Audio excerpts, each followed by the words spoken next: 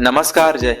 अगर आप teaching exam की तैयारी करते हैं तो यह वीडियो सिर्फ आपके लिए है। जी हाँ दोस्तों, आज की वीडियो में मैं लाया हूँ बाल विकास एवं शिक्षण शास्त्र से संबंधित top 20 most important MCQ series, जो कि C TET, C G TET, M P TET, U P TET जैसे सभी टीचिंग एग्जाम्स में महत्वपूर्ण होते हैं। तो बने रहिए अंत तक अपनी तैयारी को स्ट्रॉन्ग करने के लिए। तो चलिए वीडियो शुरू करते हैं। आज का आपका पहला प्रश्न है, कौन सी विधि छात्रों को समस्या सुलझाने में सक्षम बनाती है? आपके पास 5 सेकंड है। 5 सेकंड के अंदर इसका सही जवाब कमेंट बॉक्स पर जरूर बताएं। और इसका सही जवाब है दोस्तों ऑप्शन नंबर बी, समस्या आधारित अधिगम जब बच्चों को दिया जाता है तो वो समस्या को सुलझाने में सक्षम बनते हैं, यानी कि ऑप्शन नंबर बी इसका सही जवाब हो जाएगा। प्रश्न नंबर 2 है, एक कुशल शिक्षक की मुख्य पहचान क्या है?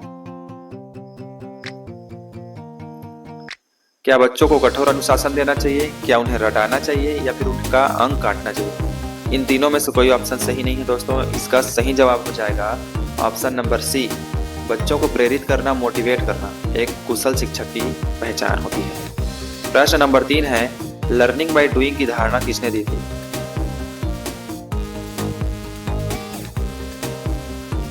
लर्निंग बाय डूइंग की धारणा देने वाले मनोवैज्ञानिक थे दोस्तों ऑप्शन नंबर बी, जॉन डूई।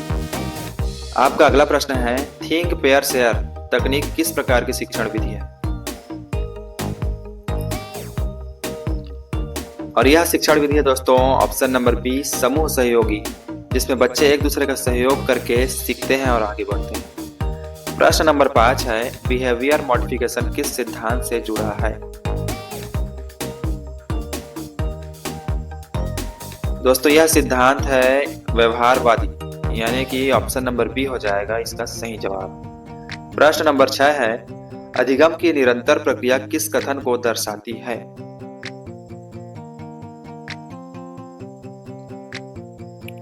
इन चारों ऑप्शनों में से दोस्तों सबसे सुइटेबल ऑप्शन लग रहा है ऑप्शन नंबर बी, अधिगम जीवन भर चलता रहता है, क्योंकि कोई व्यक्ति जब से वो जन्म लेता है तब से सीखते रहता है मरते दम तक। तो अधिगम जो है वो कभी खत्म न होने वाला प्रक्रिया है, यानी कि वो निरंतर चलने वाली प्रक्रिया है। आपका प्रश्न नंबर 7 है, प्रश्न पूछना किस कौशल को दर्शाता है? इसका सही जवाब हो जाएगा दोस्तों ऑप्शन नंबर बी, रचनात्मकता। जो बच्चा जितना ज्यादा सवाल पूछेगा वो उतना ज्यादा रचनात्मकता को हासिल करेगा। आपका प्रश्न नंबर 8 है, अनुकरण किस प्रकार का अधिगम है?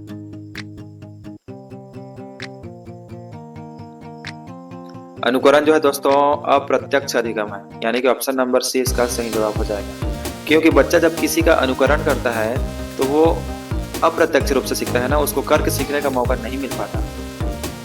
आज का आपका अगला प्रश्न है, प्रश्न नंबर 9, बालक में रचनात्मकता को बढ़ाने के लिए क्या करना चाहिए? और इसका सही जवाब हो जाएगा दोस्तों ऑप्शन नंबर सी, प्रश्न पूछने के लिए प्रेरित करना एक अच्छा तरीका है रचनात्मकता को बढ़ाने का। प्रश्न नंबर 10 है, अधिगम का सर्वोत्तम माध्यम क्या है? क्या दंड देना, क्या पुरस्कार देना, क्या अनुशासन में रखना? ये सब तो एक बाई ऑप्शन हो सकता है दोस्तों, लेकिन सबसे सुटेबल ऑप्शन आपका ऑप्शन नंबर डी है। जब बच्चा अनुभव आधारित अधिगम करता है तो सबसे अच्छे तरीके से सीखता है। प्रश्न नंबर 11 है, शिक्षक का मुख्य कार्य क्या है? और इसका सही जवाब है दोस्तों ऑप्शन नंबर सी, प्रेरणा देना, उसको गाइड करना एक शिक्षक का मुख्य कार्य है। प्रश्न नंबर 12 है, किस सिद्धांत में प्रेरणा को केंद्रीय स्थान प्राप्त है?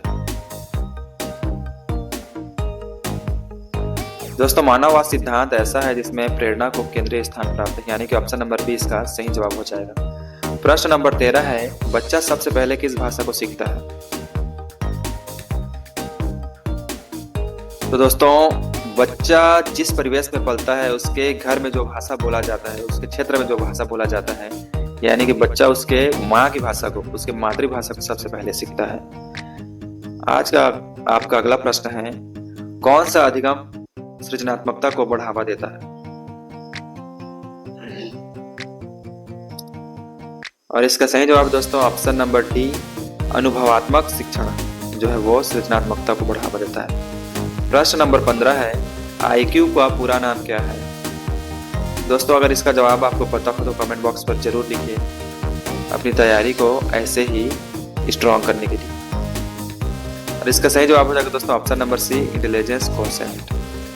प्रश्न नंबर 16 है, अधिगम में बाधा उत्पन्न करने वाला प्रमुख कारक कौन सा है? रुचि, प्रेरणा और अभ्यास, ये तो अधिगम को बढ़ाने वाले हैं ना, उसके लिए पॉजिटिव चीज है।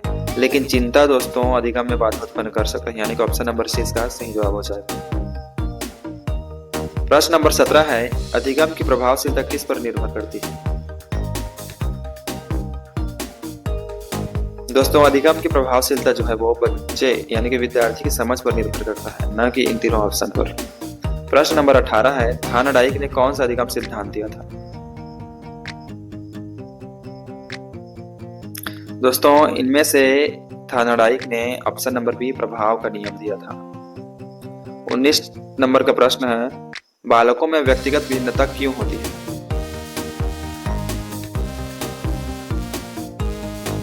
जैसा कि हम सभी जानते हैं दोस्तों, कोई भी व्यक्ति एक समान नहीं होता, किसी न किसी एंगल से वो एक दूसरे से भिन्नता प्रदर्शित करते हैं। तो वो क्या कारण है? आनुवंशिक कारण और पर्यावरणीय कारण, दोनों कारकों के कारण व्यक्तिगत भिन्नता होती है, यानी कि ऑप्शन नंबर सी इसका सही जवाब हो जाएगा। दोस्तों आज का अंतिम प्रश्न है, रचनात्मक शिक्षण का अर्थ क्या है? और इसका सही जवाब है दोस्तों ऑप्शन नंबर सी, रचनात्मक शिक्षा का मुख्य अर्थ है छात्र की रुचि अनुसार शिक्षा देना, यानी कि बच्चा जैसा सीखना चाहता है, जैसा उसका रुचि है, उसके हिसाब से उसको शिक्षा देना एक रचनात्मक शिक्षण का सही अर्थ है। तो दोस्तों ये थे हमारे top 20 most important MCQ series. अगर वीडियो पसंद आया हो तो वीडियो को लाइक करें और शेयर करें उन दोस्तों के पास जो टीचिंग एग्जाम की तैयारी कर रहे हैं।